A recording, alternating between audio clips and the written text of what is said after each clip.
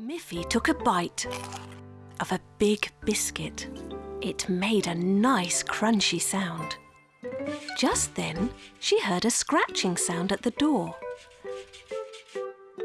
When she opened it, there was Snuffy. Said Snuffy, barking happily and wagging her tail.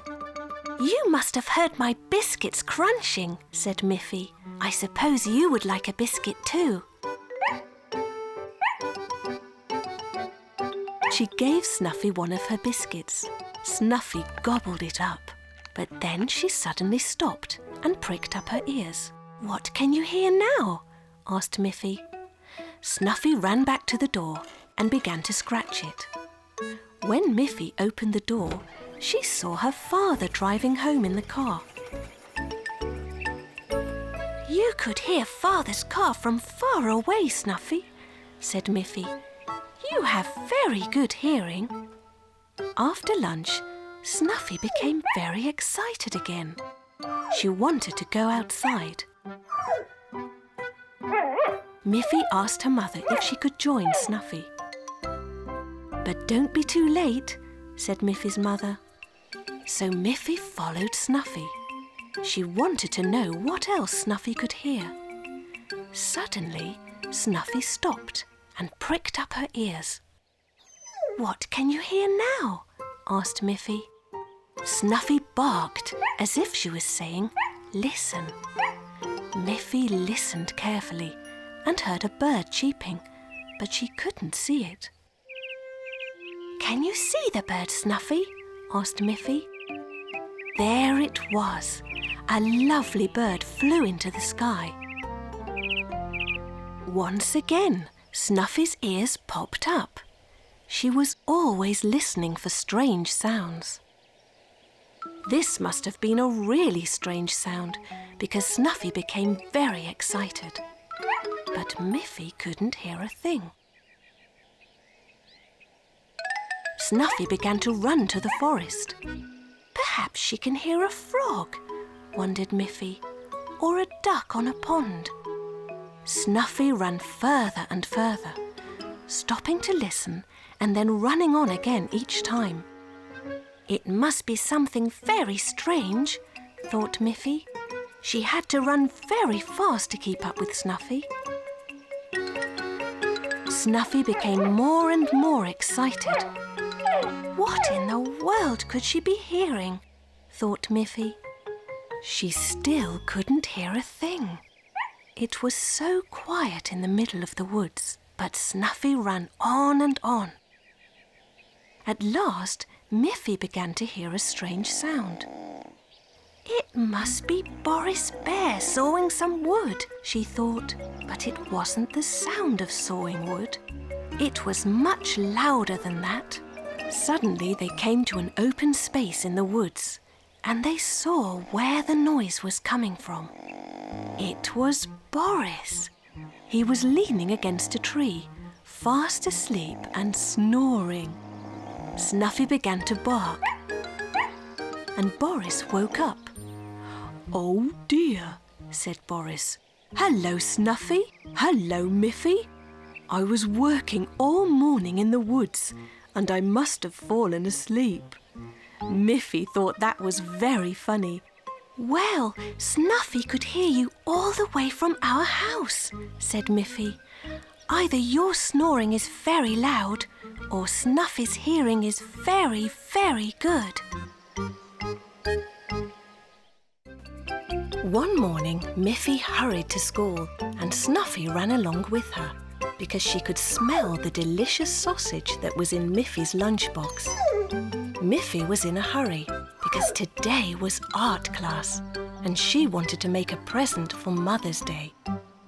In the classroom, there were all kinds of coloured paper and cloth, and Miffy decided to make a pretty box for her mother's necklace. She worked very hard the whole day, cutting pieces of strong blue card and gluing and folding the pieces together to make a beautiful box. Then she took a bright red paper and cut out a heart shape and pasted it on the lid of the box. On the way home, Miffy stopped and put the blue box inside her lunchbox so her mother wouldn't see it. She wanted it to be a surprise. I will hide the present underneath my bed, she thought, and draw some clues for my mother on many pieces of paper. When Miffy took the blue box out of her lunchbox, she noticed that it smelt a bit like the sausage that she had eaten for her lunch. Snuffy smelt it too and came to see what Miffy was doing. Shh, Miffy whispered. This is a secret present for my mother. Miffy then took her drawing pad and drew a picture on each sheet. First, she drew a picture of a bowl and put the picture on her mother's favourite chair. Then she drew a picture of her toy box and placed that picture in the bowl.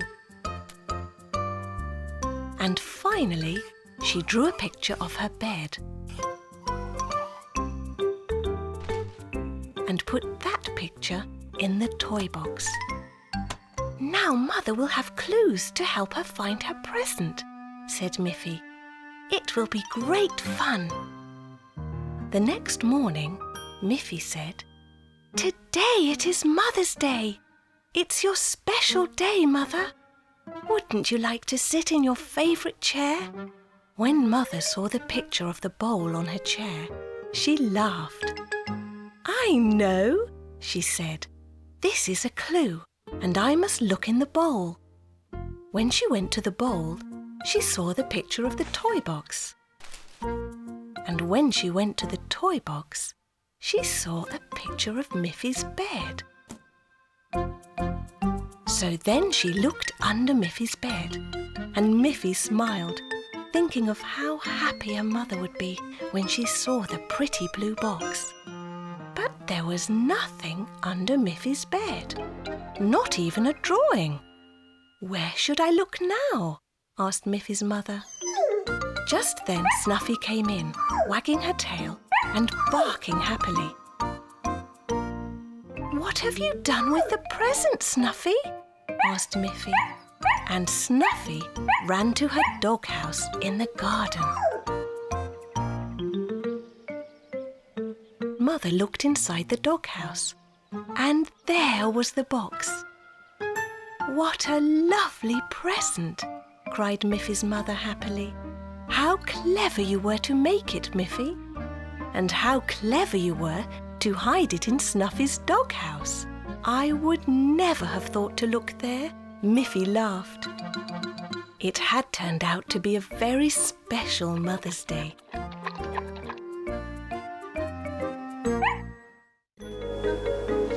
One day the wind was blowing very hard, and at Boris and Barbara's house a window had been left open.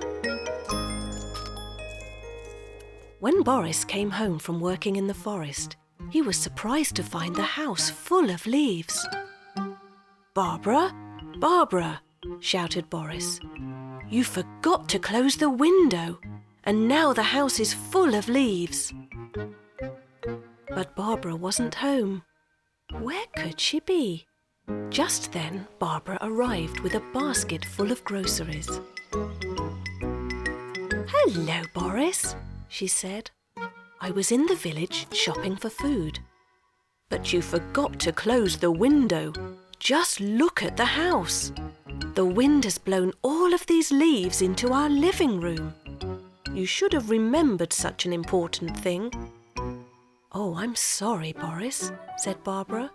"I'll sweep all the leaves outside again." "But you shouldn't get too angry, because you also forget things sometimes." "I never forget important things," said Boris. He was still rather annoyed with Barbara. "I'm going to see Miffy," he said. "I remember that I promised to build a shed for her."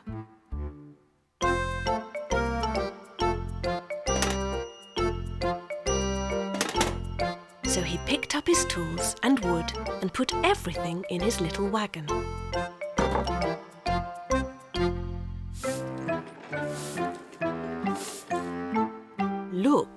he said. "I remember to take everything I need so that I can do the job properly." Said Barbara. She didn't say any more, but continued to sweep the leaves as Boris pulled his wagon down into the forest.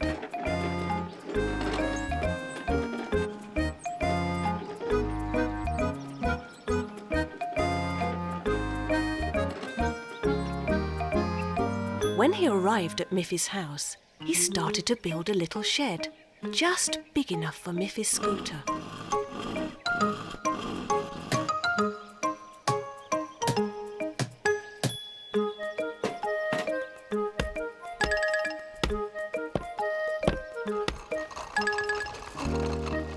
"It looks really good," said Miffy. "Thank you, Boris." And Boris felt very proud that he had done such a good job. Meanwhile, Barbara had finally finished sweeping all the leaves out of the house, and she was feeling very tired after so much work. She put the broom back in Boris's workshop in its proper place. And what do you think she saw on Boris's workbench? A lock and key! Just then, Miffy shut the door on her new shed, but it bounced back open again. "The door won't stay closed, Boris," said Miffy. "Did you forget to put a lock on it?" "Oh dear," said Boris. At that moment, Barbara appeared in Miffy's garden with something in her hand. It was a door lock. "Did you forget this, Boris?" asked Barbara. "I thought you never forgot anything important." Boris was very embarrassed, but Miffy said, "Oh dear, I forgot something important too.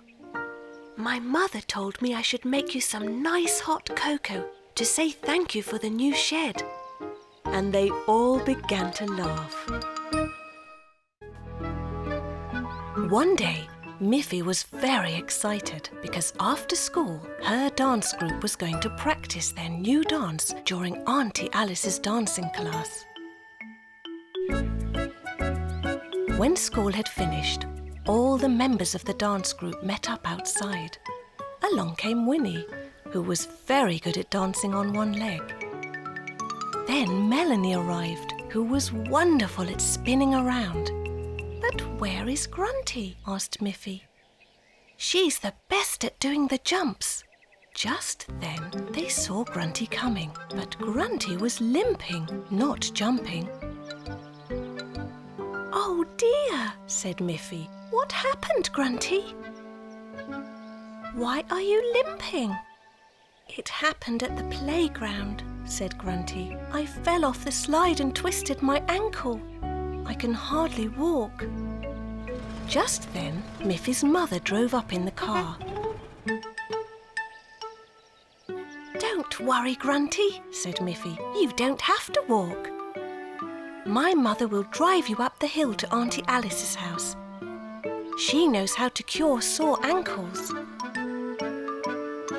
"Yes," said Miffy's mother. "Auntie Alice knows a lot of useful things." So Mother Bunny drove off with Grunty. Miffy, Melanie and Winnie followed on foot. They took a shortcut through the fields, and they all arrived at the same time at Auntie Alice's house, on top of the hill. "I was wondering where you all were," said Auntie Alice. But when she heard that Grunty had hurt herself, she knew exactly what to do. "I'm going to get a cold, wet cloth and wrap it round your ankle, Grunty," said Auntie Alice. "That will make the swelling go away." Grunty sat on a chair with her leg raised on a cushion. It didn't hurt, but she was very sad that she couldn't dance with her friends.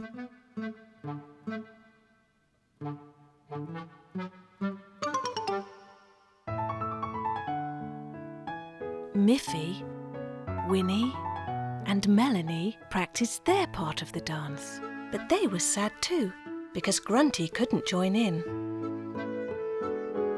"Don't be sad, girls," said Auntie Alice. "It's not so bad. I have some special cream for Grunty's ankle, and I think she will be ready to dance at the school performance next week." When the night of the school performance arrived, everyone wondered whether Grunty would really be able to do her jumps. The curtains opened and beautiful music began to play. First, Winnie danced out onto the stage and lifted one leg. "Bravo! Bravo! Hooray!" Then Melanie came out with her lovely pirouettes, and Miffy followed with a beautiful dance like a swan. Everyone waited to see Grunty. Winnie held her breath. Melanie closed her eyes. Miffy made a wish. Then Grunty appeared and made 3 big jumps across the stage. Everyone cheered. "Hooray! Hooray! Hooray!" Grunty said it didn't hurt at all, thanks to Auntie Alice. Mother Bunny had baked some delicious biscuits. Miffy was bringing some to Boris and Barbara Bear. As she walked through the forest, she saw a bird in a tree. At the bottom of the tree, she noticed that there were 1, 2, lots of mushrooms. And look, she thought, there are many white clouds up in the sky. She counted 1, 2, 3. Oh, and there are some beautiful butterflies. 1, 2, 3, 4. What else can I count? Then Miffy remembered that beyond the wooden bench there would be a few trees left before she reached Boris and Barbara's house. There was the bench. So she started counting.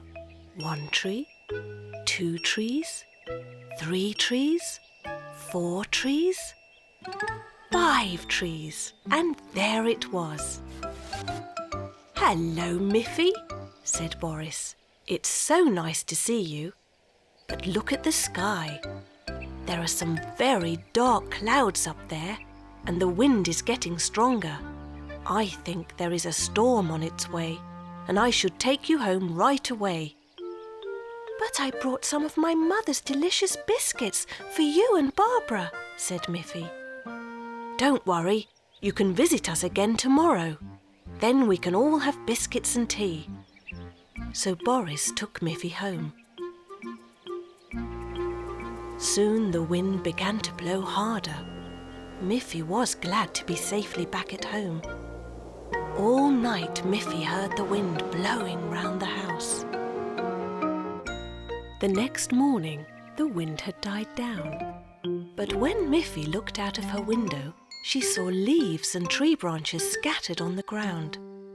At tea time, Miffy asked her mother if she could go to visit Boris and Barbara again.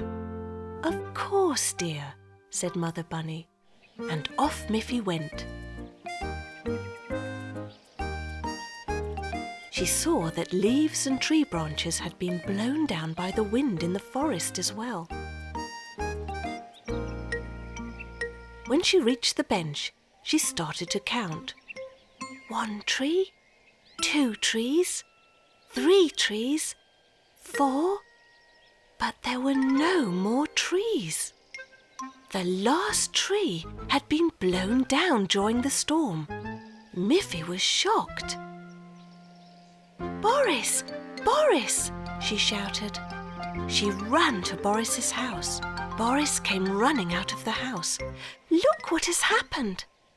But Boris didn't seem surprised by what he saw. "Sometimes trees get blown down when there's a big storm, Miffy," he said. "But come with me." And he took Miffy out to the back of the house. Look, every year I plant some new trees and let them grow a little. And when they're big enough, I plant them in the forest. Can I help you plant a new tree beside the others? Asked Miffy. Of course, said Boris. We'll do it right away.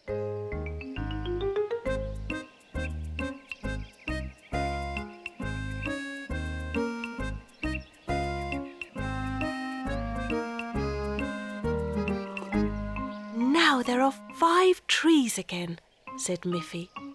And then it was tea time, and they enjoyed the delicious biscuits.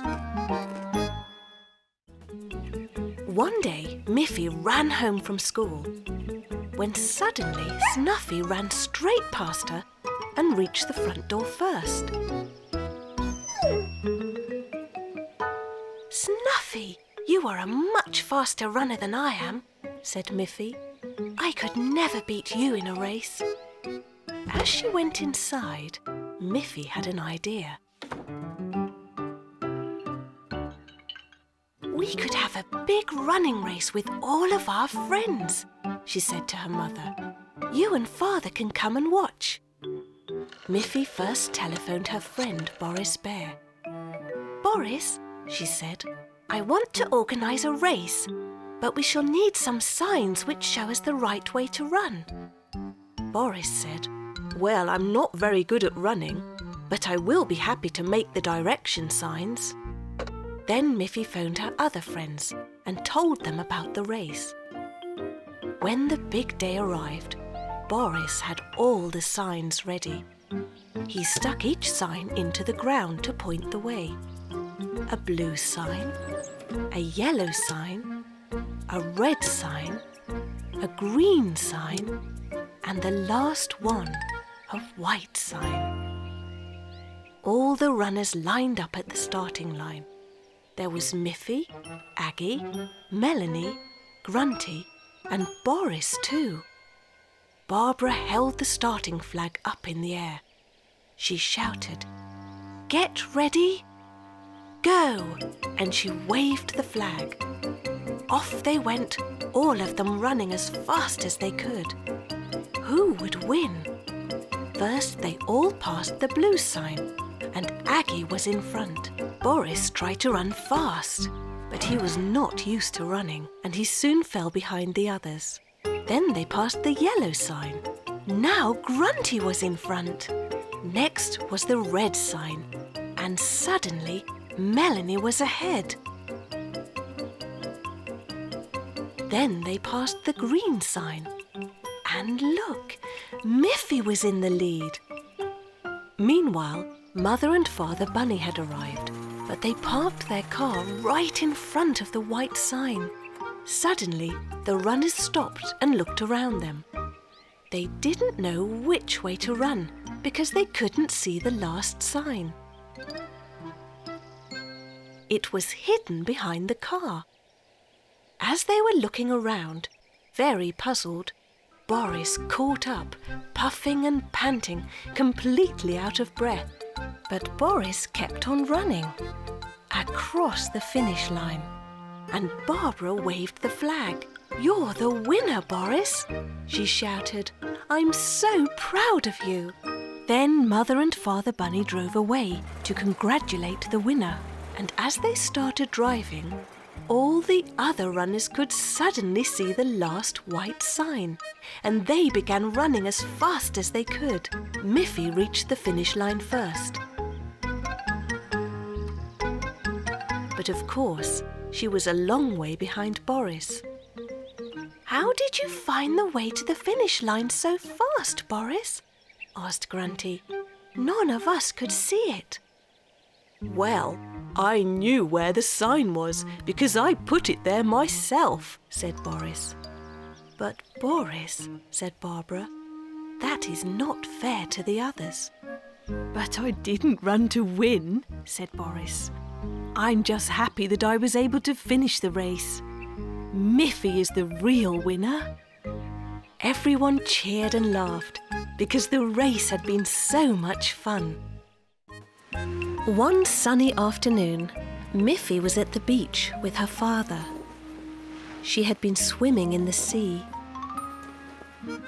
She came out of the water and dried herself with her pretty blue towel. Now she wanted to sit down in the sun and read her book. "You must be careful of the hot sun," said Father Bunny. "If you want to read, then you should lie in the shade."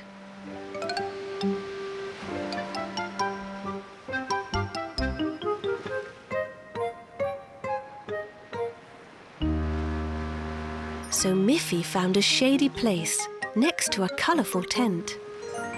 She read a few pages of her book, but then the owners of the tent folded up the tent and left the beach.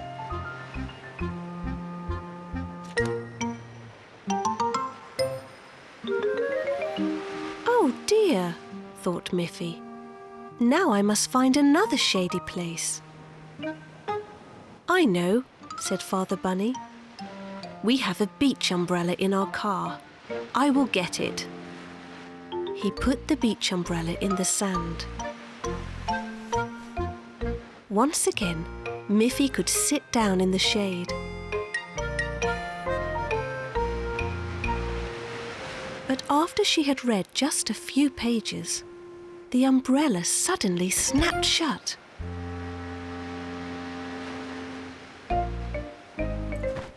Father Bunny tried very hard to open it again.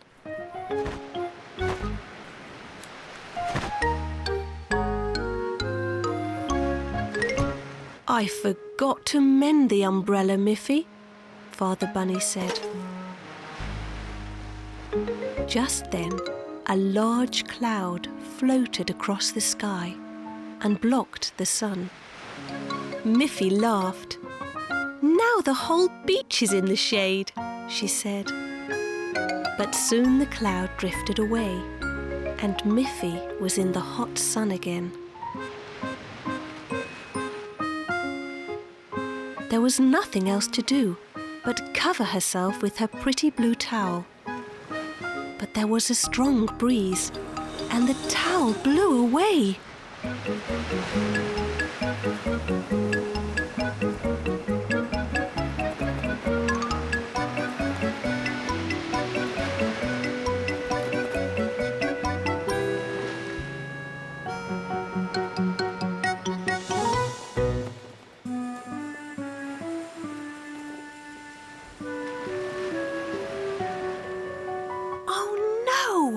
Said Miffy. She didn't know what to do next.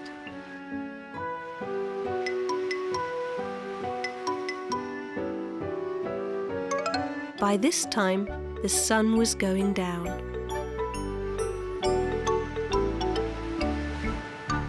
"Now there is no problem, Father," said Miffy. "It will soon get dark." "Yes," said Father Bunny. "The hot sun is going down, but that also means that it's time to go home." Miffy was sorry that she had to go home, but she laughed at how difficult it was to stay out of the sun at the beach.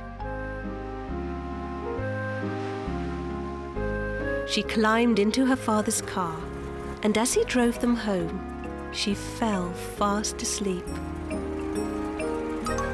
and dreamt of the bright yellow sun.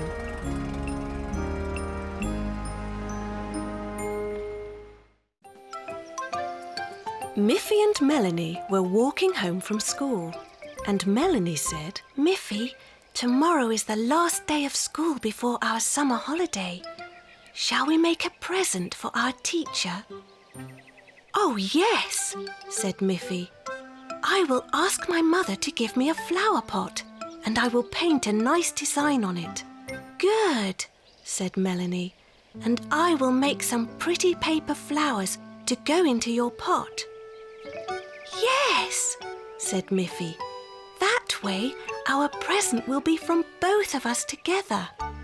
So the two little girls went home, each to make their part of the present.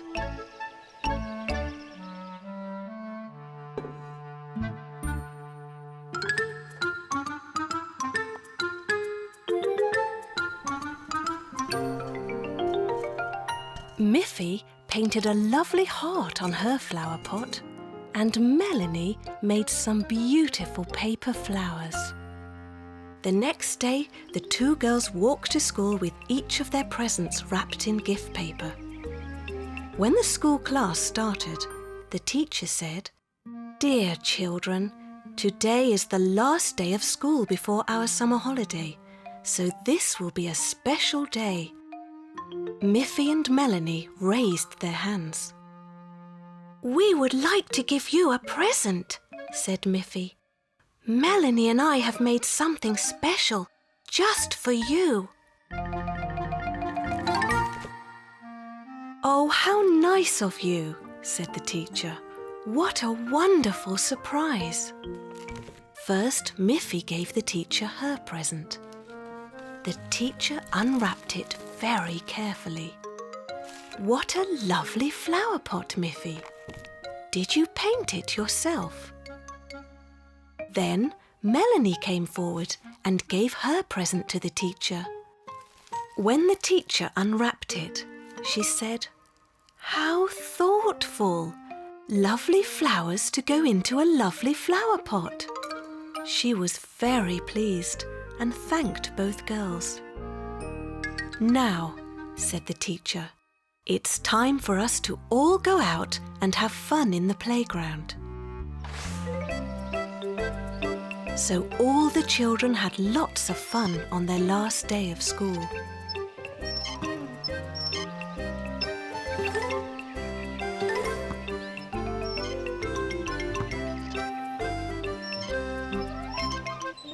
Miffy and Melanie played on the seesaw, and while they were going up and down, Melanie pointed to the schoolroom window, which was lined with real flowers in real flower pots.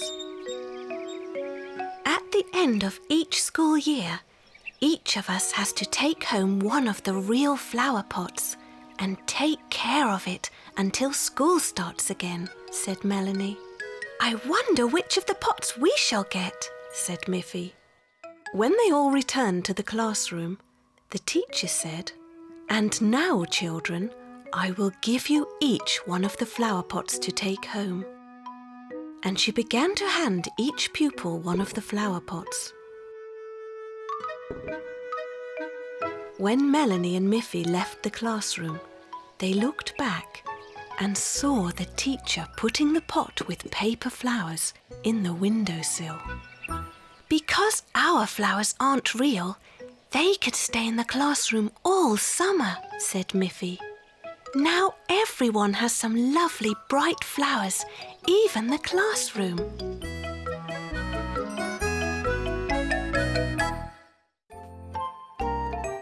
Miffy loved the sea.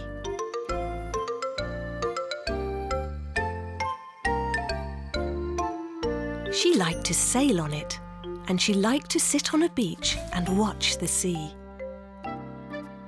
She could play with her ball, build a sandcastle, and fly her kite. One day, Miffy's mother asked Miffy where she would like to have a summer picnic.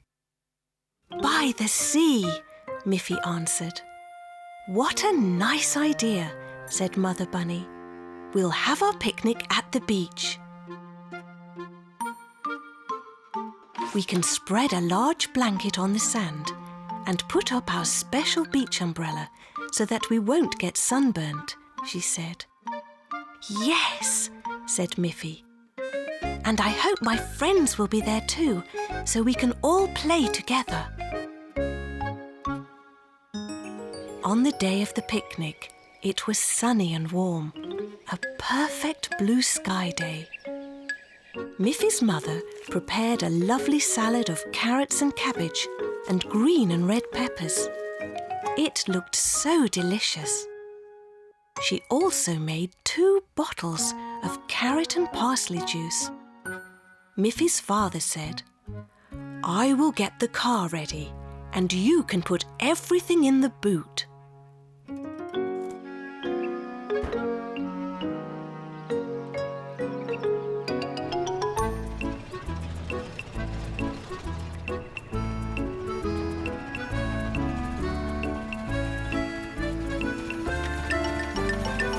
they arrived, they saw that Boris and Barbara Bear were also at the beach. And look, Auntie Alice and Aggie were there too. Boris and Barbara had a basket full of freshly picked blueberries from the woods. Auntie Alice had a large box of her home-baked biscuits and chocolate cake. She said, "Why don't we join our picnics together?" "What a good idea," said Father Bunny. "Let's spread this blanket out for all that wonderful food."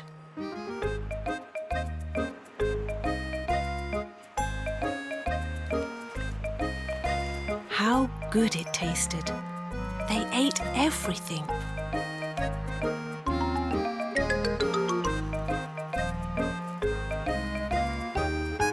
When they had finished, Auntie Alice said, "Before we play a game, let's all sing a happy summer song."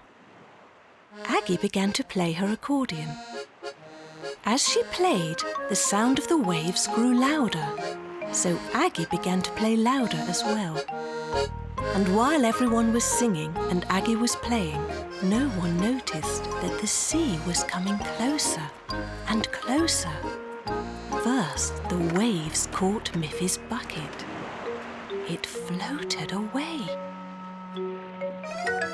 And then, before anyone realized, the sea had reached the towels. "Oh dear!" shouted Mother Bunny in surprise. "Everything will get wet." Auntie Alice quickly moved the towels away from the water. "I'm glad we finished all our food," said Mother Bunny. Everyone laughed. "We still had a wonderful picnic," said Miffy. "Now, let's play."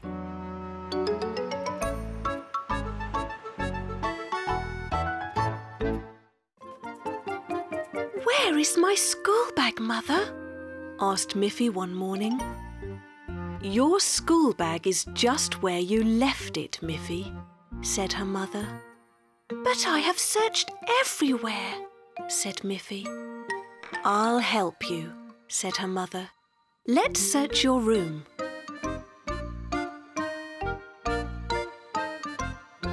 No wonder you can't find your bag. Your room is a mess. You've left all your clothes and toys scattered around. But when you come home from school today, I'll help you tidy up your room. Here is your school bag, Miffy. Meanwhile, there was something happening at Boris and Barbara's house. Boris was shouting, "Barbara, where is my hammer?"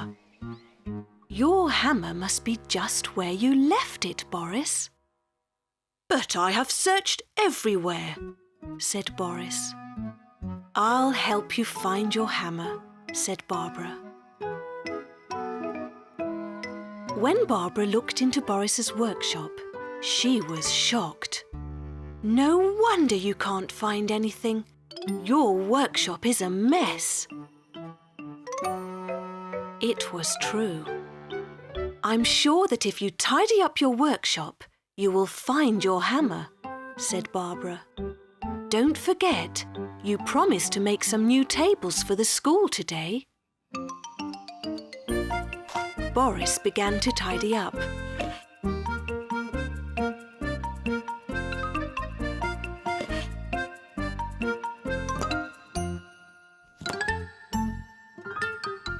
And soon found his hammer.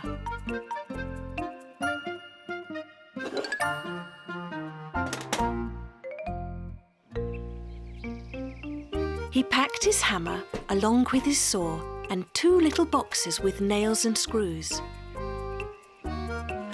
He also packed several wooden boards. It was all very neat. Now he knew just where to find each tool he would need. So he started to walk to the school. When he arrived, the teacher said, "Someone has borrowed 2 of our tables and didn't return them." and now no one can find them. "I'm happy to help," said Boris.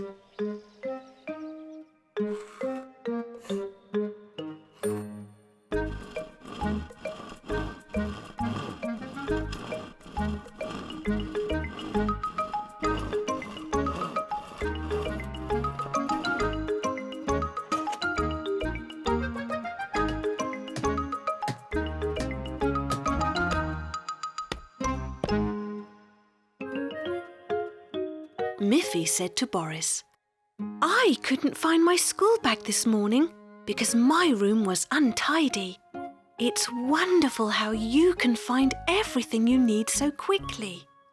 "You know, Miffy, I had the same problem. I couldn't find my hammer this morning because my workshop was so messy." Just then, Aggie and Winnie came in. "We borrowed some tables last week." "Goodness," said their teacher. "Boris has just built us 2 tables to replace the ones that you forgot." Boris looked at Miffy and winked. "You see, Miffy," he said, "how important it is to have everything in the right place." Miffy loved to look out of her window and watch birds flying over the meadows and butterflies flying over the flowers. "How wonderful it would be to fly," said Miffy. "I wonder if I could fly too. Maybe I can. I've just never tried.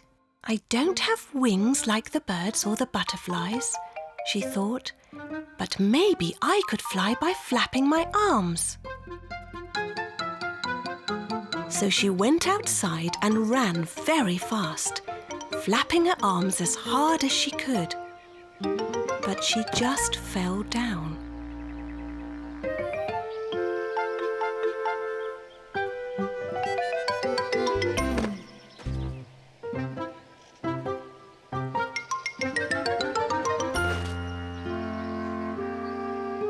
Miffy was very sad that she couldn't fly. She looked up and saw a brightly coloured kite flying in the sky.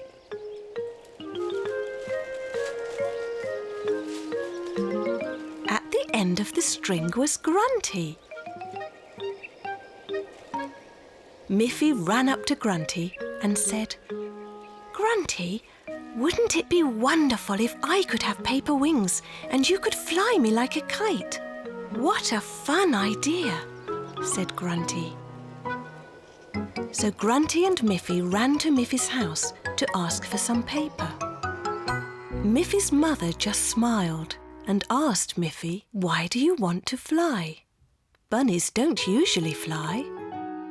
"But it would be wonderful to be able to fly and float. Birds and the butterflies are so lucky that they can fly." "Yes, they are lucky. And maybe you are lucky to be a bunny."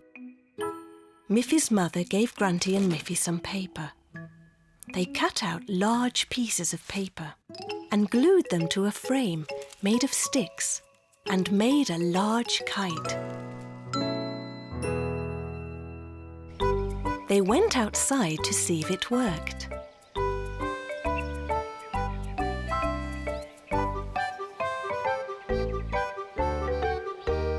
They tied Miffy to the kite, and Grunty pulled and pulled on the string. No matter how hard they tried, the kite could not lift Miffy off the ground.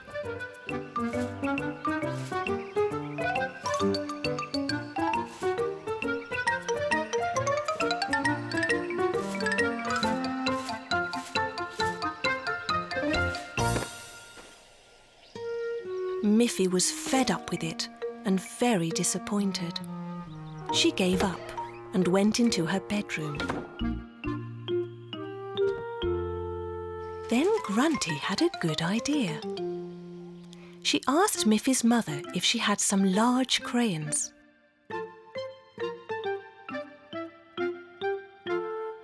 Grunty took the crayons and began to make a drawing on the kite. When Miffy looked out of her window again, what did she see? There was the kite flying high in the air, and on the kite was a drawing of Miffy. "Look, Miffy," said Mother Bunny. "You are flying at last." Miffy had to laugh.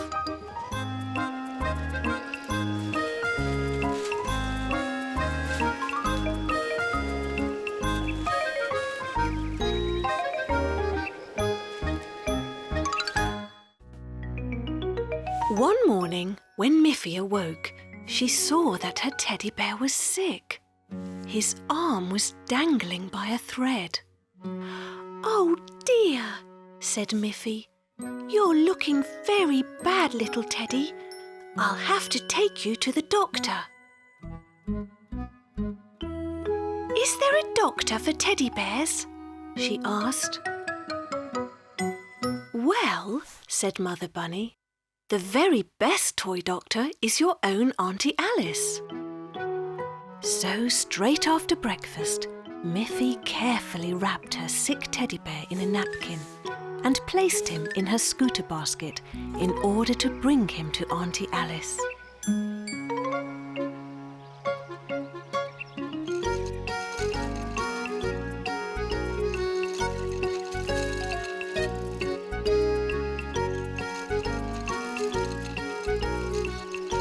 She rode as fast as she could up the hill to her auntie's house.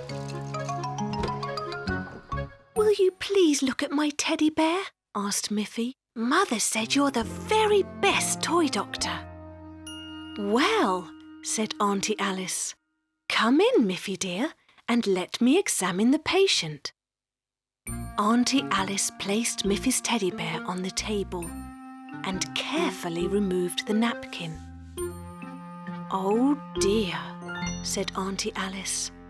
"This is a more serious condition than I thought. Look, even the stuffing is coming out of his body."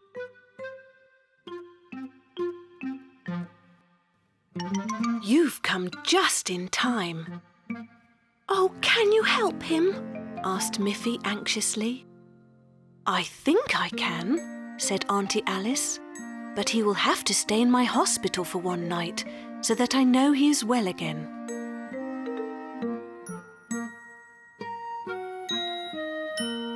Miffy was very sad to be without her teddy for even one night. But she had to go home. Back home she felt very sad. She could hardly eat her dinner. "I don't think I can sleep very well without my teddy bear," she said. "Well, Miffy," said her mother, "I will telephone Auntie Alice and ask her if you can stay with her tonight so you can be close to your teddy." "I've already sewn Miffy's teddy together, so if she comes back here to sleep, I'll put him in her bed as a surprise for her when she wakes in the morning." So Father drove Miffy to Auntie Alice to stay for the night.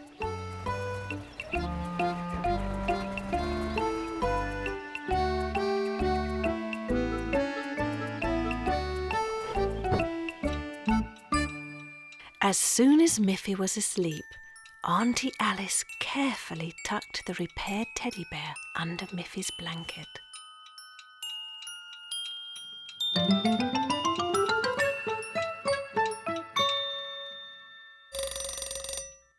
When Miffy awoke in the morning, she saw right away that her teddy was healthy again. "Oh, Auntie Alice, it's true," she shouted. "You are really the best toy doctor that ever was." "Thank you, dear," said Auntie Alice proudly, and Miffy was very happy that her teddy bear was well again.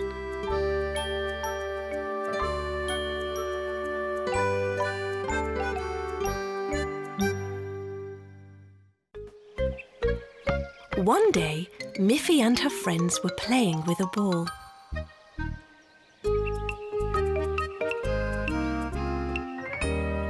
"Let's see who can throw a ball the highest," said Miffy, and she threw her ball. Then it was Melanie's turn. It went even higher. Then Aggie tried. Not quite so high. Just then Poppy Pig came by. "Hello, girls," said Poppy. "I'm very good at throwing balls. May I try?" "OK," said the girl bunnies. Aggie said, "But I don't think you can throw the ball higher than we can." Poppy threw the ball. Up it went, but it did not come down.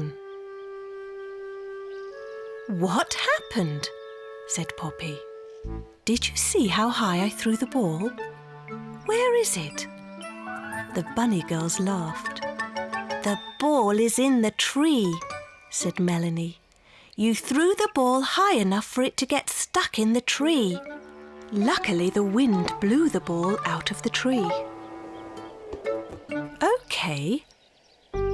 Let's see how far I can throw the ball this time."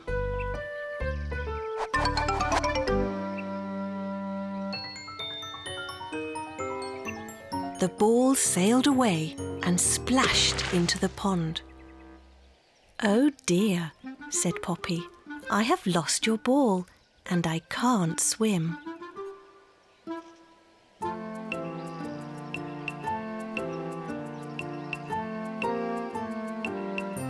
But just then Miffy's father came along. "Don't worry," he said. "I will get your ball out of the pond and then we can have a game to see who can kick the ball the furthest." Father Bunny got in a boat and rowed out to the middle of the pond and took the ball out of the water.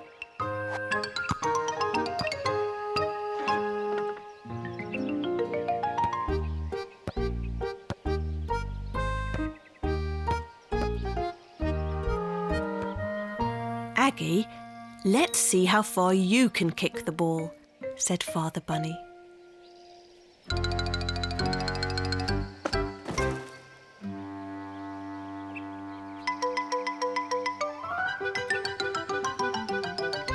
Then Melanie tried.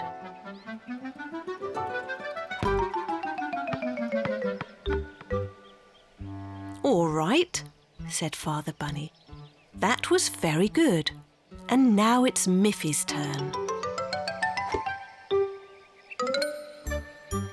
"Now, young bunny girls," said Father Bunny, "I will show you how to really kick a ball." Poppy Pig was glad that she didn't have to kick the ball, but she watched Father Bunny to see how a ball should really be kicked.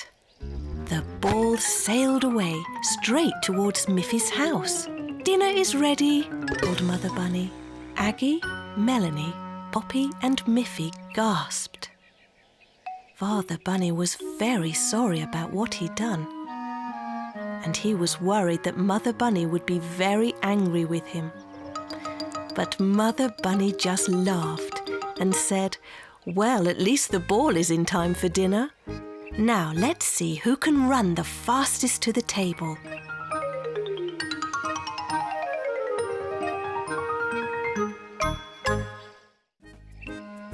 It was a beautiful day.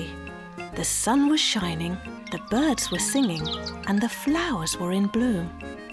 Miffy thought, "This is going to be a nice day." "Mother," said Miffy, "it's such a lovely day. May I visit Poppy Pig?" "Yes, Miffy, but it's a long way and your scooter is broken. You'll have to walk."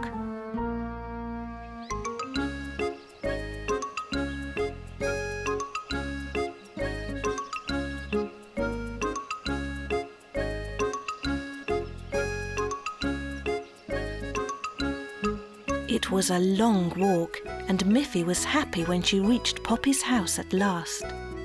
She knew that Poppy always had some nice biscuits to eat. When she knocked on the door, she could almost taste those biscuits, but there was no answer, and she looked up and saw a note stuck at the door. Miffy read the note. "I'm off to visit my cousin. Back next week," it said. "Oh, well," thought Miffy. "What else can I do on this lovely day?" She walked all the way back home.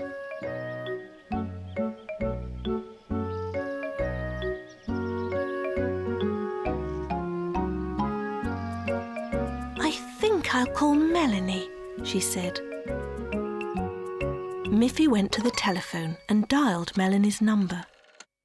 Melanie's mother answered the phone. "Can Melanie come out and play with me?" asked Miffy. "Oh, I'm sorry, Miffy dear," said Melanie's mother. "Melanie is in bed with a cold and cannot go outside to play today." "I know," thought Miffy. "I'll get my ball and go and play with Snuffy." So Miffy went to her cupboard and took out her big, brightly coloured ball.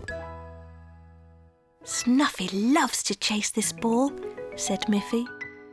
She ran as fast as she could to where Snuffy lived.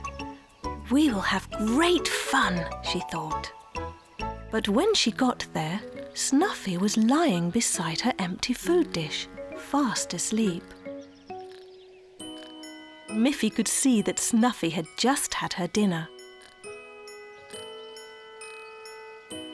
Miffy bounced her ball up and down, but Snuffy only opened one eye, just a little bit, and then closed it again, and stayed fast asleep. So poor Miffy had to go home again, still with no one to play with on such a beautiful day. "I'll just have to play by myself," she thought, "but I can still have fun. I'll go and fly my kite." She took out her beautiful kite with the long ribbons. She held onto the string and ran across the meadow. She ran and ran, but the kite just bounced along the ground. There was no wind at all, and the kite could not fly up into the air. Miffy stopped running. "This started off as such a nice day," she thought, "but everything went wrong. I think I'll just go home." At home, Miffy took one of her favourite books from her shelf. "Here is something that never goes wrong," she said. "A good book." Miffy smiled as she read the funny story. "What fun!" she thought. It wasn't such a bad day after all. Every time Miffy passed Poppy Pig's house, she admired the beautiful apple tree in Poppy's front garden. In the autumn, the leaves were golden in colour. In the winter, there were no leaves at all. In the spring, lovely white blossoms covered the entire tree. And in the summer, the tree was full of little green apples. "Oh, Poppy," said Miffy one summer day, "I would love to taste one of your apples." "Not yet, Miffy dear," said Poppy. "The apples are still too small, green and hard. You must wait a while." The next time Miffy walked by Poppy Pig's house, she saw that the apples were larger and were changing their colour, half green and half red. "Now may I please taste one of your apples, Poppy?" asked Miffy. "Not yet, Miffy," said Poppy. "The apples must be all bright red before they are ready to eat." As Miffy was very excited, it was difficult for her to wait for things. She was so eager to taste one of those apples. Very soon, all the apples were very big and bright red. But birds like red apples too. Poppy thought, "It's time to pick those apples before the birds eat them." That very day, Miffy walked home from school very quickly, hoping that at last Poppy's apples would be ready to eat. She was so excited, thinking about how good they would taste, and could hardly wait to get to Poppy's house. And there it was. But look! There were no more apples in the tree. All those wonderful apples were gone. Miffy ran to Poppy's door and knocked. But Poppy was not home. Who could have taken Poppy's apples? Miffy wondered. She looked into Poppy's kitchen window. There were no apples on the table. Just then Poppy arrived. "Oh, Poppy," shouted Miffy, "someone has taken all the apples from your tree. Now I won't be able to taste even one of them." Poppy said, "Oh, I was away buying some fresh milk. Wouldn't you like to come in and have a glass of milk with me?" "Oh, yes, Poppy," said Miffy. "But what about your apples?" "Well, maybe I will have a surprise for you, Miffy dear." And they went inside Poppy's house. As soon as they entered the door, Miffy smelt something very, very good. Something fresh out of the oven. "Wouldn't you like to have a big slice of apple pie to go with your milk?" And then Poppy opened her oven and brought out a huge pie full of delicious apples. She put the apple pie on the table. It looked wonderful and it smelt delicious. Miffy was very surprised and very happy. At last, she had a taste of those wonderful big red apples.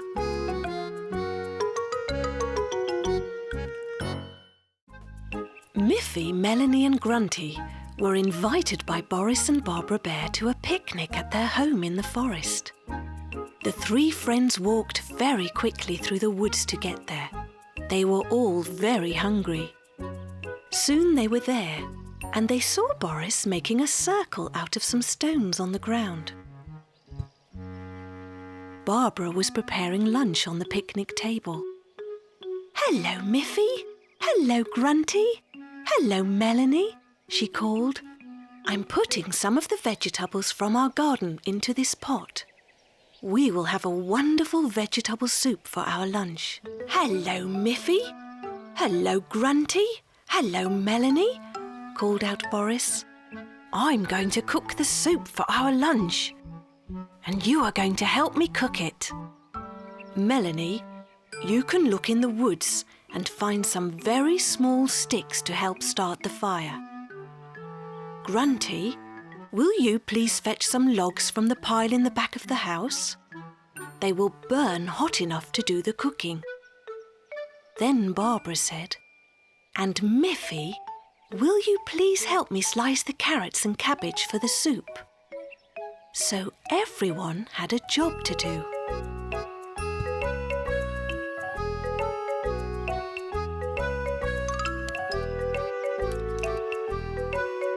It was fun, and they all got hungrier and hungrier. But when everything was ready, they noticed there was still one very important thing missing. "We have forgotten to bring water to boil the vegetables in," said Barbara. So Barbara and Miffy went to get water from the house.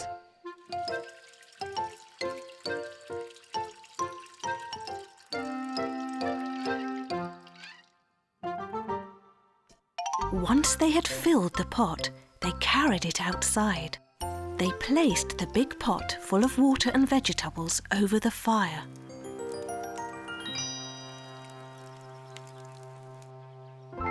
Before long, a delicious smell rose from the cooking pot. And as the soup began to boil, they all noticed an exciting bubbling sound. "That bubbling is just like music!" shouted Miffy. "Yes," said Barbara, excited. "But it needs some rhythm."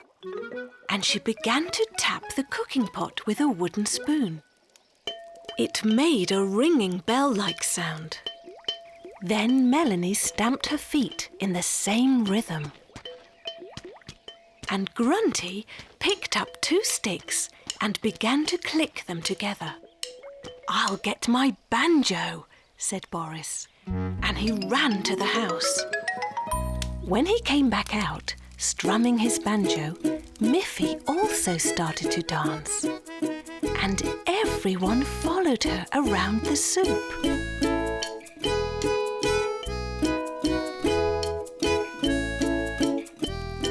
Tapping and clicking and strumming and dancing to the music. It was a real promenade, a real forest orchestra. When they had circled the cooking pot 3 times, the soup was ready at last. The music and dancing had made them all happy and very hungry. So when Barbara finally passed around their bowls and spoons, they all ate the delicious music soup with extra joy. It never tasted so good.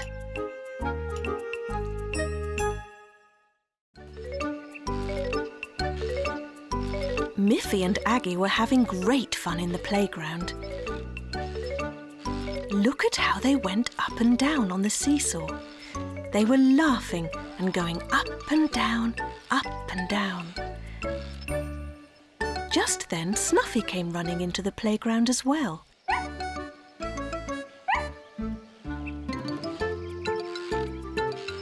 She was wagging her tail and barking happily. "Look, Miffy," said Aggie. "Snuffy would like to have a go on the seesaw too." "No, no," said Miffy.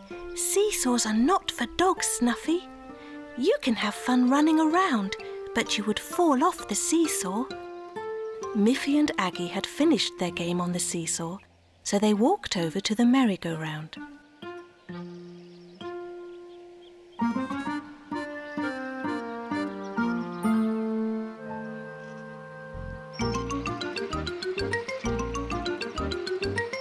They pushed with their feet, and the merry-go-round went around and around, faster and faster. Snuffy ran around it, around and around, wagging her tail and barking eagerly. "Look, Miffy," said Aggie as they spun around and around. "Snuffy wants to be on the merry-go-round too." "No, no," said Miffy. "The merry-go-round is a lot of fun for us, but you would surely fall off and hurt yourself if you got on it." "The merry-go-round is not for dogs, but you can run around it if you like." Soon the merry-go-round slowed down. Miffy and Aggie were a little dizzy. Snuffy still wanted to play, and she was almost able to climb to the top of the slide. But she wasn't able to hold on to the ladder, and she fell on the ground, making a little yelp. "Oh dear," said Miffy. "Are you hurt, Snuffy? The slide is not really for dogs, you know. You must be more careful in this playground." "Let's rest a little," said Aggie. So they decided to sit on a bench for a while to eat some of the biscuits that their mothers had packed for them in little paper bags. "Here, Snuffy," said Miffy. "You can have a biscuit too. Biscuits are good, even for little dogs." Miffy and Aggie laughed. They didn't want Snuffy to be sad just because she couldn't join in. "So now, please wait quietly, Snuffy dear, while Aggie and I go to play on the slide." Then Miffy climbed up to the top of the slide and slid down, laughing happily.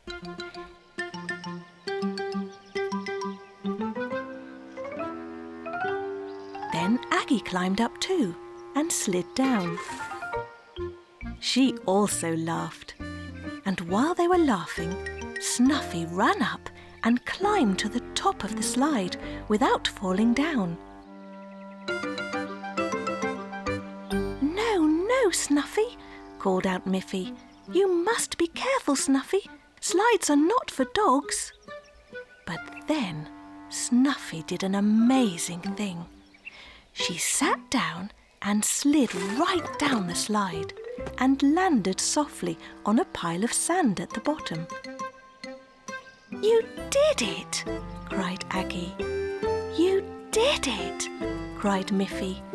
"You are such a smart little dog, Snuffy." There was a clear blue winter sky. Miffy was sleeping in her warm, cosy bed. When at last the sun began to rise, Miffy was awakened by the sound of a chirping bird just outside her window. "What a beautiful song that bird has," thought Miffy. "She must be very happy. She can see the beautiful snow-covered meadow. I would like to be out there too." So Miffy quickly got dressed in her warm coat and her warm scarf and went outside in the crisp white snow. The bird was still there, right in Miffy's garden. "What a happy bird," thought Miffy again, and she went to get her sledge. She gave her sledge a little push and jumped onto it. It was such a nice feeling to be sliding over the smooth white snow. Miffy still heard the bird cheeping, just as loudly as ever, and when she looked back, she saw that the bird was hopping after her. "The little bird loves the snow too," thought Miffy. "She's hopping along with me." But now Miffy had to turn her sledge around and pull it back to her house. She hadn't had her breakfast yet. And even as she did that, the little bird also turned around and hopped after her. "That little bird must really like me," thought Miffy. "She wants to follow me and sing for me wherever I go." Then Miffy's mother called out, "Quickly, Miffy, you don't have time to play in the snow before school. Come in and eat your breakfast." When Miffy had finished her breakfast, the little bird was still there, sitting on the windowsill. And as Miffy walked to school, the little bird followed her again, all the way to the school. "Do you want to go to school, little bird?" asked Miffy. "You already know how to sing." Miffy thought it was funny that the little bird followed her everywhere, always singing. Even as she sat in her classroom, the little bird sat outside the window. When it was time for break, all of the children went out to play in the snow, and they were all delighted to see the little bird hopping all around them. Melanie said, "I think that little bird is trying to tell us something, Miffy." "Yes," said Miffy. "She's been chirping and following me all morning." "Maybe she is hungry, Miffy," said Melanie. "Oh dear," said Miffy. "I didn't think of that. The snow has covered the grass and there is nothing outside for a bird to eat." Miffy felt bad. "Oh, I am silly," she said. "I should have known the bird was hungry." She ran inside and brought out the little paper bag with her lunch in it. She took out a nice piece of brown bread and spread some crumbs on top of the snow. The little bird immediately jumped over to the crumbs and ate every one of them.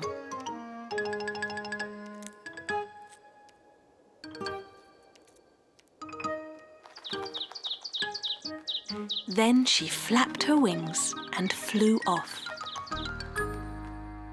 The next morning when Miffy woke up, the little bird was there again. This time, Miffy knew just what to do. Miffy's favourite toy was her yellow teddy bear that she always took to bed. One morning she awoke and couldn't find her teddy bear. It wasn't under her blanket where it should be. So she looked under her bed, and there it was. "You're such a grown-up teddy bear," said Miffy.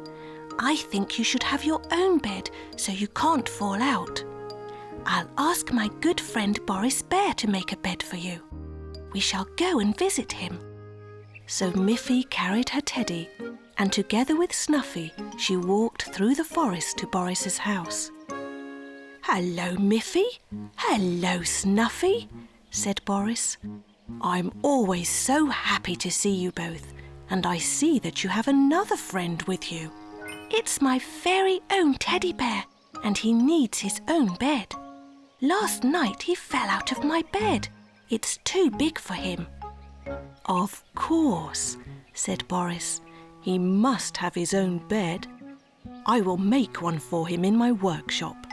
Boris then started to make a little bed for Miffy's teddy bear. Miffy helped by handing Boris the tools when he called for them.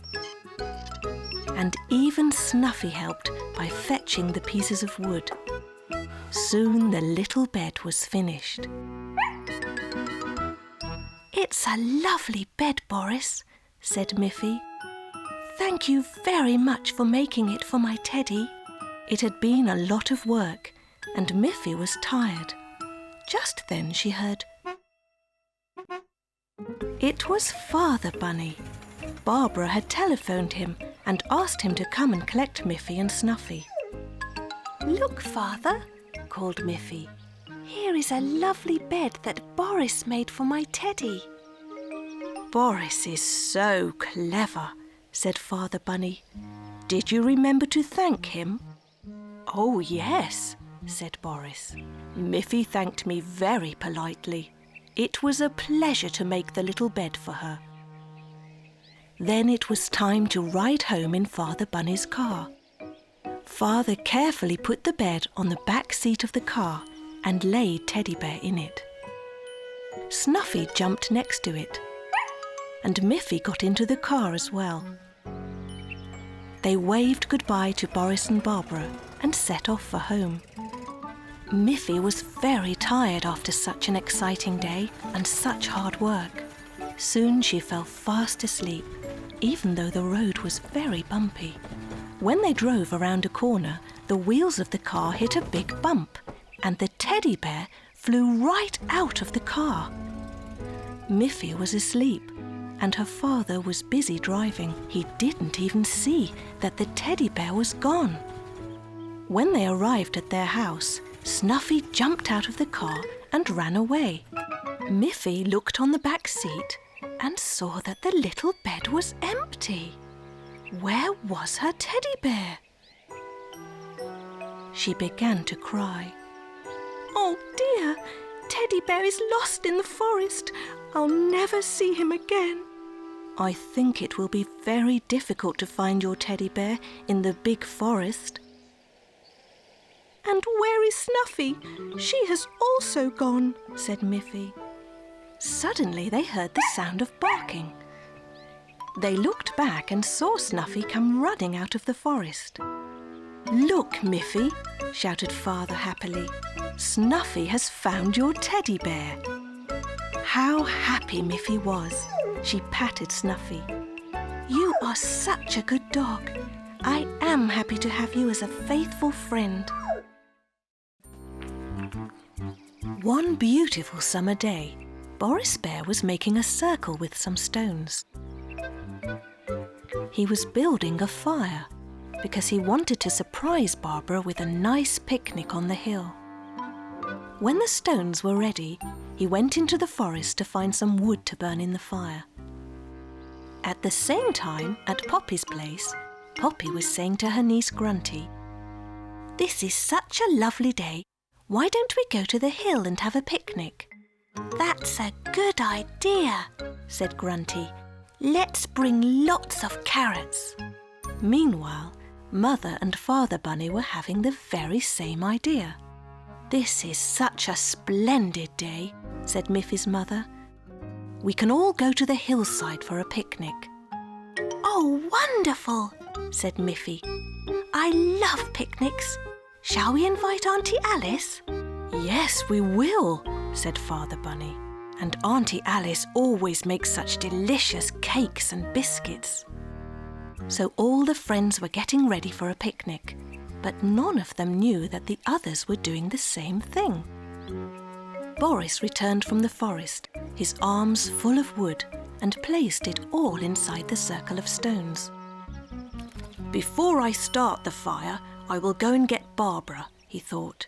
She will be surprised when I invite her to a picnic. As Boris left, Poppy and Grunty came walking up the hill, looking for a good place to have their picnic. Look, said Grunty. Here is a good place. A fire has already been prepared here. Can we use it? I'm not sure we can use this campfire, Grunty, said Poppy. Someone else has prepared it, not us. But just then she saw Miffy and her parents coming up the hill, carrying a large picnic basket. Look, said Poppy. Even Auntie Alice and Snuffy are here. They must have prepared this campfire. Oh, look, said Mother Bunny. Poppy and Grunty are here too, and they have prepared a perfect place for a fire. May we join you? Asked Miffy. Certainly, said Poppy. After all, this is your campfire. No, no, said Father Bunny. It's not ours. Then who made it? Asked Poppy. Meanwhile, Boris arrived home. He had secretly prepared a delicious picnic earlier in the morning, and he had hidden the picnic basket in his workshop. Now he came back to collect it. Barbara, I have a surprise for you. A picnic! Come with me. So Boris and Barbara walked up the hill. They heard lots of voices.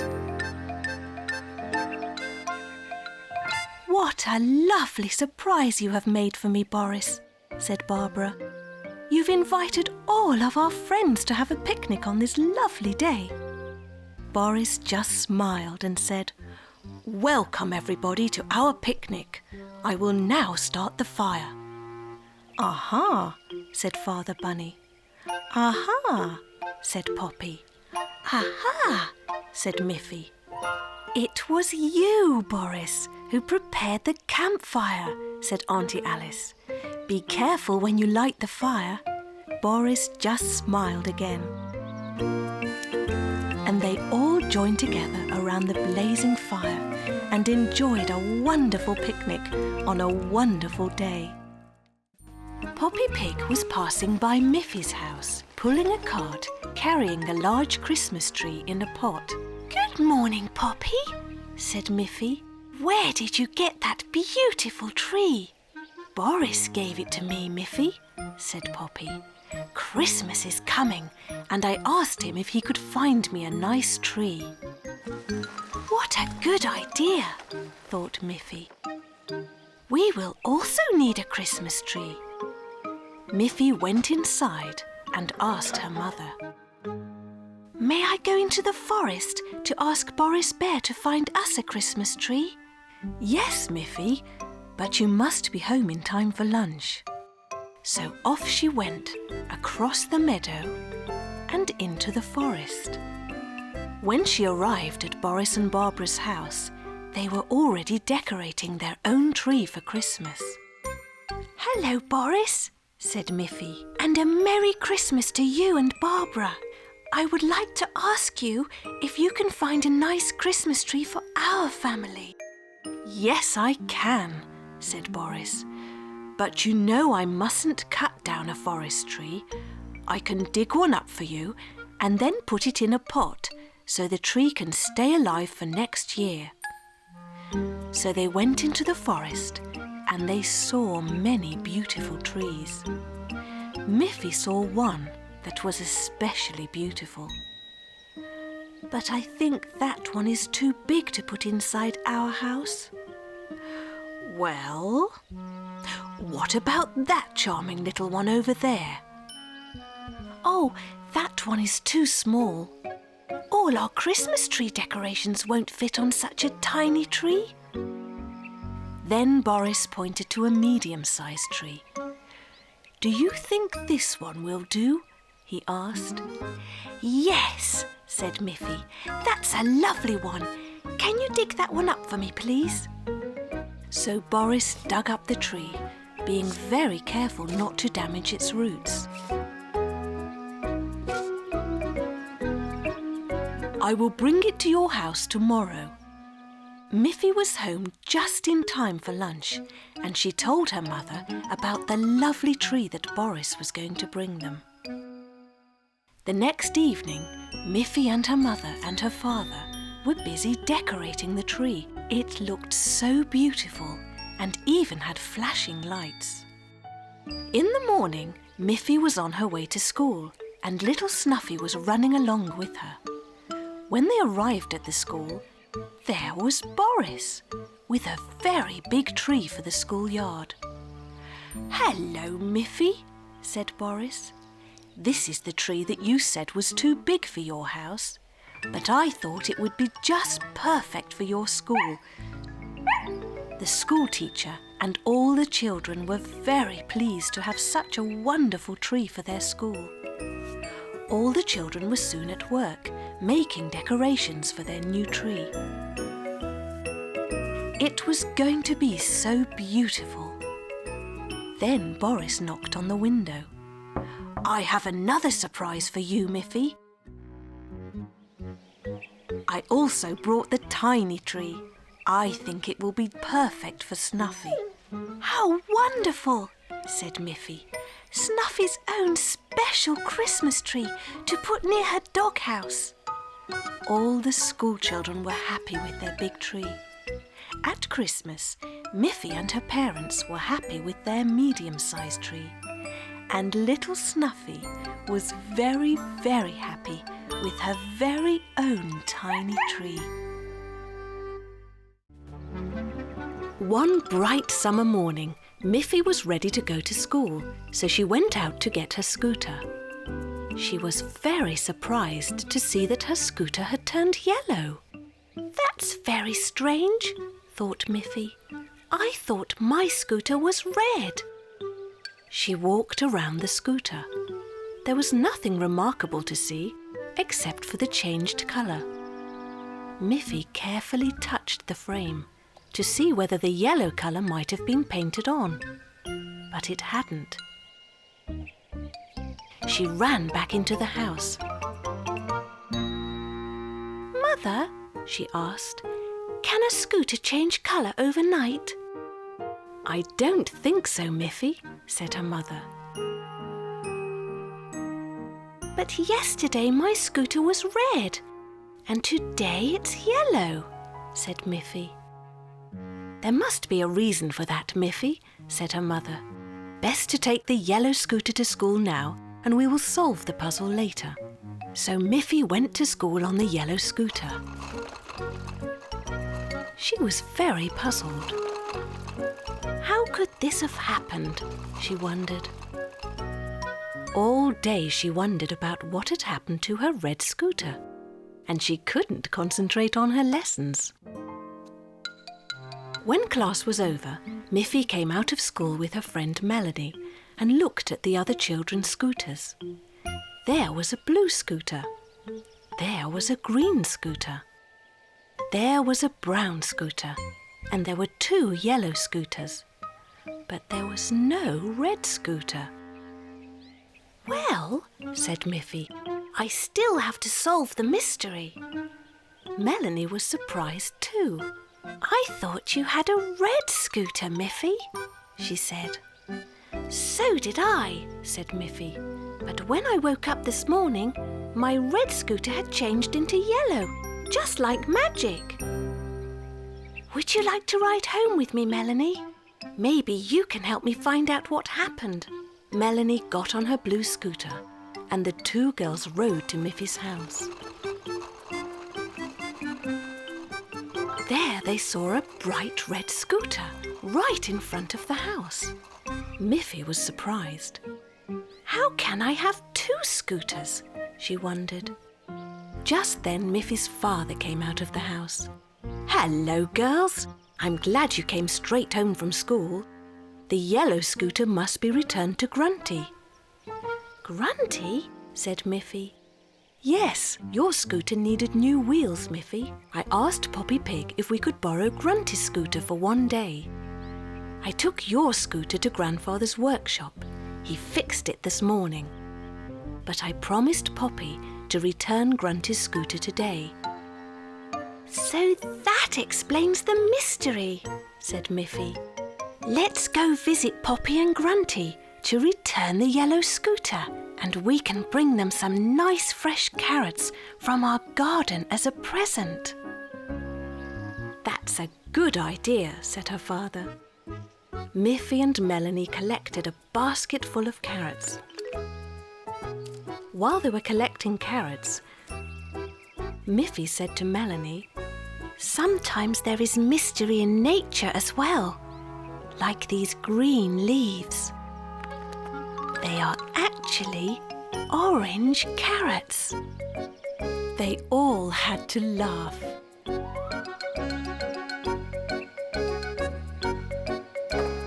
And then they set off to Poppy's house. One day in school, the teacher said, "Today I'm going to show you something special. Let's close the curtains and switch off all the lights." When it was completely dark, the teacher turned on her desk lamp and shone it on the wall. Then she held up a piece of paper that had been cut into the shape of a little girl bunny. "Look," said the teacher. "When I hold this bunny shape in front of the light, you will see her shadow on the wall." And there it was, a great big shadow, exactly in the shape of a girl bunny. "Can you see?" said the teacher. "When anything or anybody is in front of a light, there will be a shadow.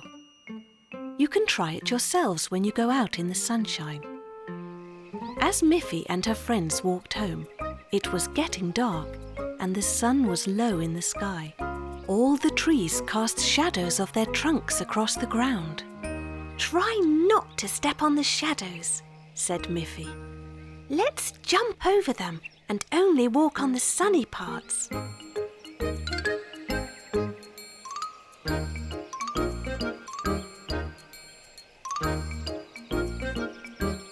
What fun it was!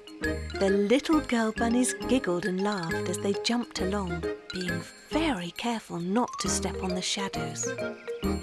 Miffy was still laughing when she arrived home and waved goodbye to her friends. At the dinner table that evening, she told her mother and father everything she had learned about light and shadows. But now it was night time and the sun had gone. It was time for Miffy to go to bed. After her mother and father kissed her goodnight, Miffy went into her room and changed into her pyjamas. She walked over to her bed and turned off the light. But just then, she saw something move on the wall. She turned the light back on, but she couldn't see anything. When she turned it off, there it was again. "What's that in my room?" thought Miffy. She was a little frightened. She went to her door and called her parents. "Mother, Father, there's someone in my room." Miffy's mother and father came straight away, but they couldn't see anyone in Miffy's room. Except Miffy. "But there is something," said Miffy. "Look. When I turn off the light, I can see something moving along my wall." And there it was. Something very big with very long ears. Father Bunny laughed. Mother Bunny laughed too. "That's your own shadow, Miffy," said her father. "How can it be my shadow?" said Miffy. "There is no sun and the light is off." "But look out the window, Miffy," said her mother. Yes, it was night time and there was no sun, but Miffy could see a full moon shining brightly in the sky. "When the moon is very bright, it can also cast shadows, Miffy," said Father Bunny. "That was your very own shadow moving on the wall, cast by the light of the full moon." Miffy understood and was happy she had discovered her own shadow. On a bright but very cold winter day, Miffy and Grunty were having fun throwing a ball back and forth in Miffy's garden. Snuffy was there too, running and jumping up, trying to catch the ball herself. Then, when Miffy threw the ball, Snuffy caught it in her mouth. Grunty had to laugh, and Miffy too. But when they wanted to continue to play with the ball, Snuffy did not listen to Miffy. "Snuffy, give me the ball," said Miffy. But Snuffy just ran away with it. Then Mother Bunny came out of the house and called, "Isn't it too cold for you to be outside, girls? Even the water in this flower pot is frozen. I have made some hot chocolate for you to warm you up again. Come in, girls." So Miffy and Grunty went in and enjoyed the delicious hot chocolate. Snuffy stayed outside, pushing and chasing the ball. Later, when the two girls were playing in Miffy's bedroom, they heard Snuffy barking and barking. And when they looked out of the window, they saw she was covered with snow. Everything was covered with snow. The snow had fallen so quickly that while they were inside playing, the whole world around them had suddenly become white. All excited, they ran to Mother Bunny. "Mother, Mother," said Miffy, "can't we go to the lake now? It will be so beautiful there, with the snow on the meadow, and maybe the lake will be frozen." "Yes, and we can take the ball too," said Grunty, "so Snuffy can play with it." Just then, Father Bunny arrived home and heard what the girls were saying. "I will drive you to the lake in the car, and I will test the ice on the lake to see if it is thick enough."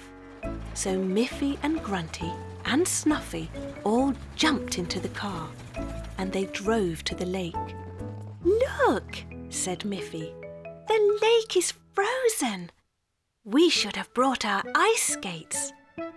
"Maybe you can bring them another day, Miffy," said Father Bunny. "But for now, I'm sure you'll have lots of fun playing with the ball in the snow." Father Bunny tested the ice. "If the weather stays cold, the ice will be thick enough to go skating in a few days," he said to the girls. "Good," said Grunty.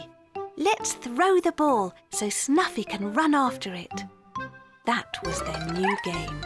Miffy and Grunty took turns throwing the ball out into the snow. And Snuffy had great fun too, slipping and sliding all over the icy snow, trying to catch the ball.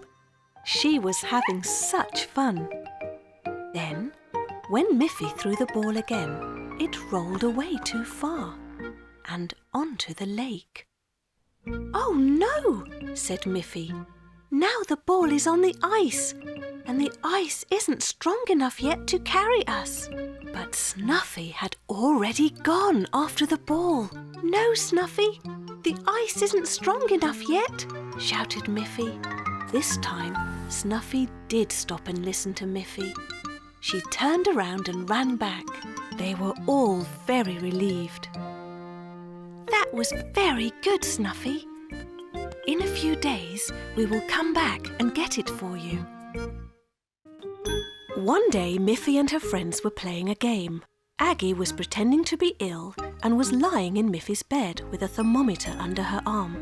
Miffy was the nurse. She pulled out the thermometer, looked at it, and gasped. "Doctor, doctor," called Miffy. "I think you should come and look at Aggie." Then Dr. Melanie came in and lifted Aggie's hand. "This could be serious," she said. "We must give Aggie some medicine."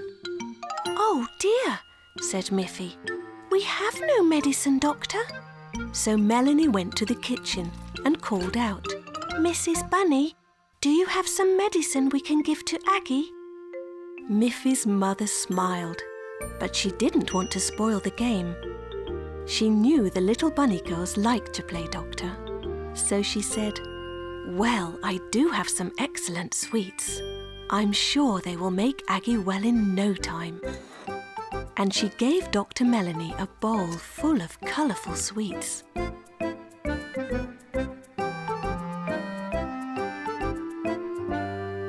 Melanie gave Aggie one of the sweets. She then gave one to Nurse Miffy, and of course she took one for herself. "We have to be sure this is good medicine," she said. And then she said very loudly, "Aggie is so ill that she will need a lot of this medicine." At that very moment, Father Bunny came home from work. "What is that I just heard?" he said. "Aggie is ill? My goodness!" "Don't worry," whispered Mother Bunny. "The girls are just pretending. They're playing doctor." Father Bunny wanted to join in with the game too. "Well, well," he said. "I'm glad there is a doctor in our house. I'm not feeling so well myself." "Doctor, doctor," called Mother Bunny. "You have another patient here." So Dr. Melanie came in and felt Father Bunny's pulse. She said. She called out to Miffy. "Nurse Miffy, can you bring me my doctor's set?"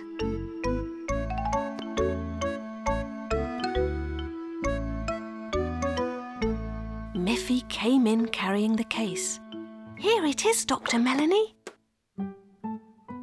Then Melanie took out the stethoscope and placed it on Father Bunny's chest. She listened very carefully. She said again. "What seems to be the matter, Mr. Bunny?" "Well," Father Bunny replied, "I'm not feeling so good, and my ear is sore." And he rubbed his ear. "Right," said Dr. Melanie. "We will take care of that immediately." She took a bandage out of her set and asked Miffy to climb up onto a chair. Then she handed the bandage to Miffy, who carefully wrapped it around her father's ear. When she had finished, they all laughed because Father Bunny looked so different. Father Bunny was very proud of his beautiful bandage. "I think I have just the medicine for all of us," said Mother Bunny. "A large tub of ice cream." So Mother Bunny went to the fridge and came back with a tray with 5 bowls of ice cream. They all enjoyed the ice cream. "This is the best hospital I can imagine," said Father Bunny, and they all felt much, much better. One morning, Miffy woke up and looked out of her window to find that her garden was completely covered with white snow. She wanted to run out and play in it. "First, you must put on some warm clothes, Miffy," said Mother Bunny. So Miffy put on her woolen coat and scarf and ran out into the snow. "I think I'll make a snowman," thought Miffy, and she started to roll a ball of snow.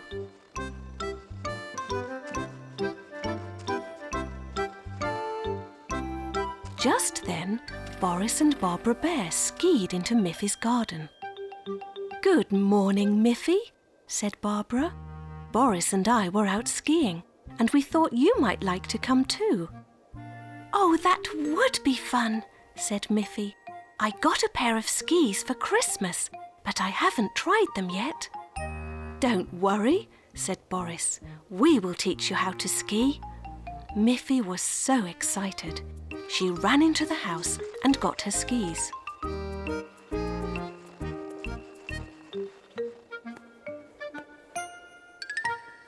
Boris held her while she put them on. You look like a proper skier already, said Barbara. Let's start at the easy level, on the flat ground. Oh, look, shouted Miffy happily. I'm really skiing. But then she fell. Don't worry, Miffy, said Barbara. We've been skiing a long time, but we still fall down sometimes. Miffy picked herself up and was soon skiing along nice and smoothly.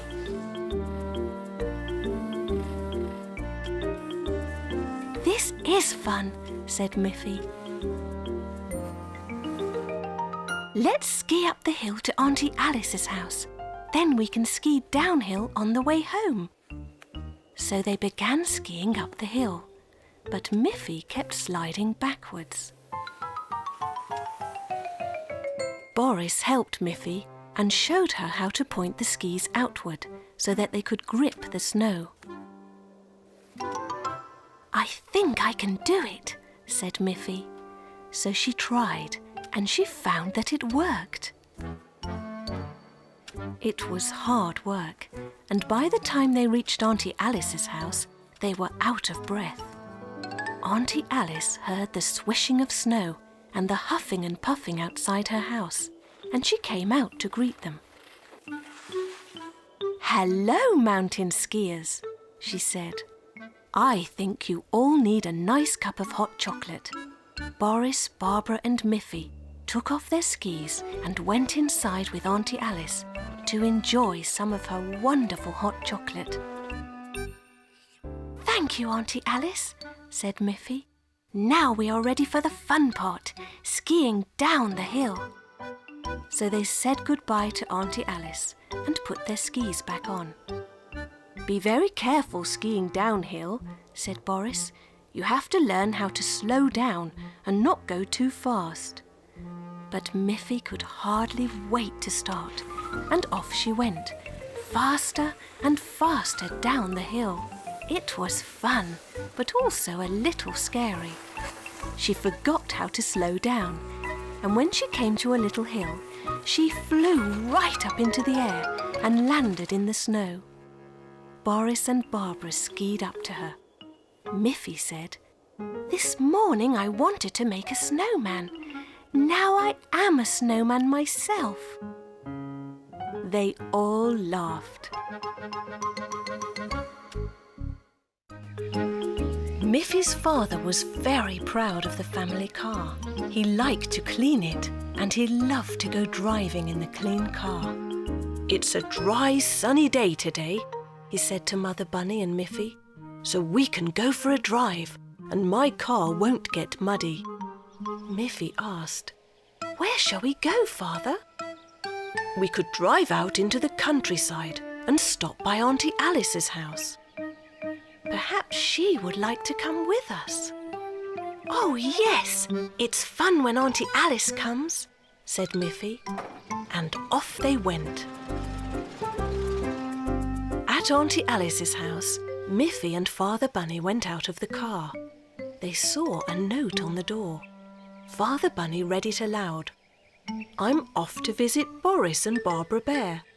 Back later. Well, why don't we go to Boris and Barbara's house as well? Said Miffy. So they set off into the woods where Boris and Barbara lived. There were many fallen leaves on the way, and driving along made them twirl up and settle all over Father Bunny's clean car. Oh well, said Father Bunny as they drove along. It's only a few leaves, and they can be easily wiped off.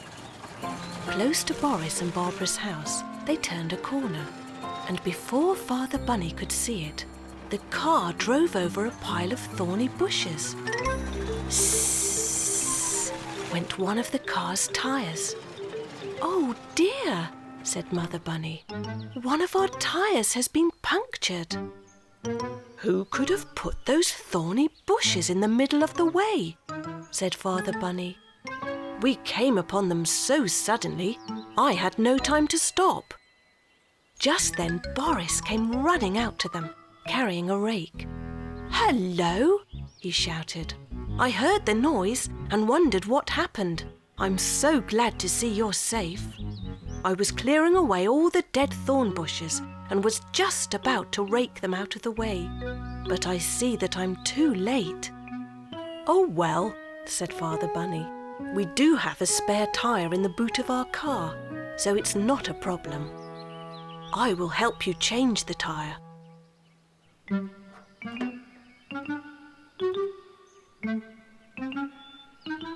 It was hard work and very dirty.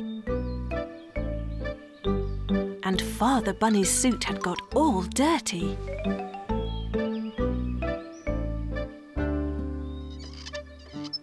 When the new tyre was on the car, Auntie Alice came by. "Hello," said Auntie Alice. "What are you doing here?" "We were coming to see you and Barbara," said Miffy. "Oh dear," said Auntie Alice. "I'm already on my way home. It's a long walk and it will be dark soon." "We're late because we had a flat tyre, but now we've fixed it, so we will be happy to drive you home," said Father Bunny. "Oh, thank you," said Auntie Alice. "That is very kind." So off they went with the new tyre and Auntie Alice. It started to rain, and soon the ground became very muddy. By the time they dropped Auntie Alice off and arrived back home, their car was covered in mud. Miffy said to Father Bunny, "Father, it was so good that you cleaned your car this morning." And everyone laughed. In the autumn, the leaves began to fall off the trees. One day, Mother Bunny looked out of the window and said, "Miffy, would you like to help me clear up the leaves? We can't let them lie on the grass all through the winter." "Oh, yes, Mother," said Miffy. "Clearing the leaves will be fun." So Mother and Daughter Bunny each took a rake and began to rake up the leaves. Soon all the leaves had been cleared into a large pile. "You have worked very hard, Miffy," said Mother Bunny. "Come inside and I'll make you a nice cup of hot chocolate." While Miffy and her mother were inside the house, Snuffy came into the garden. She saw the big pile of leaves and thought it was there for her to have fun with.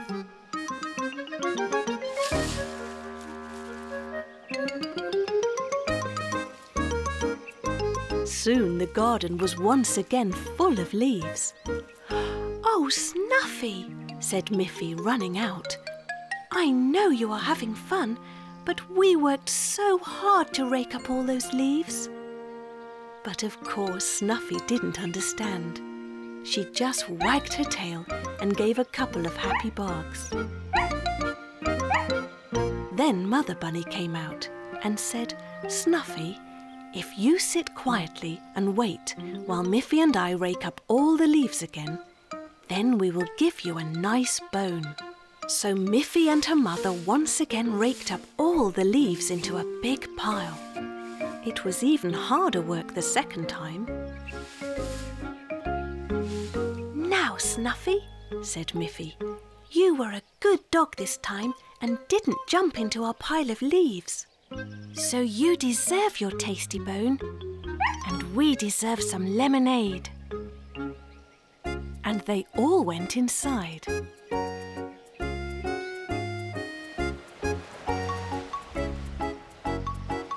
Later that day, Miffy was surprised to see that the garden was once again covered with leaves.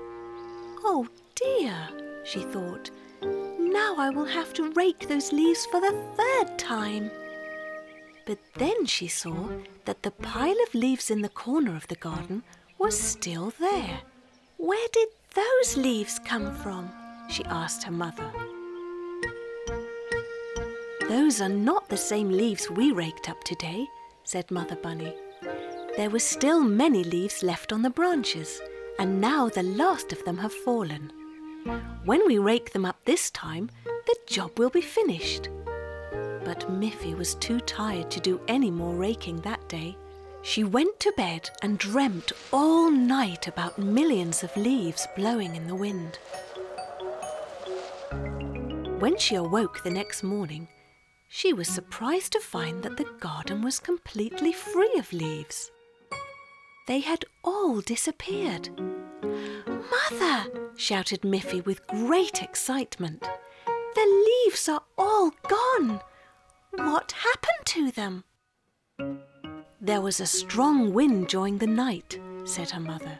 "Didn't you hear it?" "I dreamt about the wind," said Miffy, "but I didn't think the dream was real." "It was real," said her mother, "and this time the wind helped us. It blew all the leaves away. And now that all the leaves have fallen off, we won't have to rake them again this year." Miffy was very, very pleased.